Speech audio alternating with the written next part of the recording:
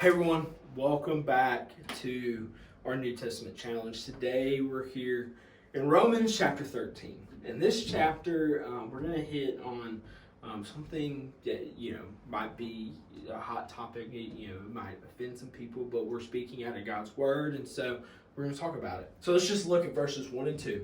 Let everyone submit to the governing authorities, since there is no authority except from God, and the authorities that exist are instituted by God. So then the one who resists the authority is opposing God's command, and those who oppose it will bring judgment on themselves.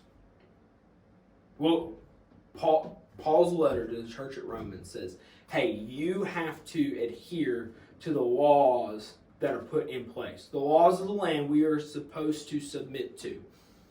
That there's no waiver from this. That these are the laws. The law in America says you cannot drink alcohol until you are 21. The law in America says you cannot use tobacco products until you are 21. There are lots of other laws. There are traffic laws, speeding, red lights, stop signs. Some of you are learning to drive. All that.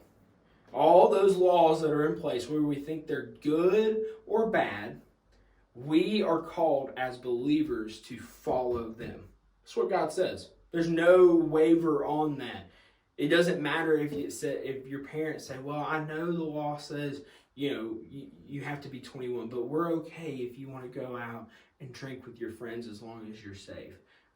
Doesn't matter if your parents say, hey, I know that, you're not supposed to use these products and you can't buy them until you're 21, but hey, here's a carton of cigarettes. Here's a pack of dip. It doesn't matter if, your parents say, well, you can go at least 10 over, but that's fine. Just don't get caught. There's so many times where it says, well, didn't get caught, so it must not be okay. Or it must be fine. So what we see here, though, is that God's word says that we are to follow the laws of the land. We are to submit to the authority that is on the earth because God has instituted them and put them in power. Doesn't matter what we think, what our personal opinion is. God's word says that we are to submit and follow the laws that are laid out here. So I challenge you. Maybe you've got sin in your life of, you've broken laws. Maybe not just God's law. You've also broken the laws of man. Yeah, I challenge you. And I push you to sit back and think about why are you doing these things when you know they're illegal. And then now God says that, hey, you're not supposed to do these things. Hope you have a great rest of your day.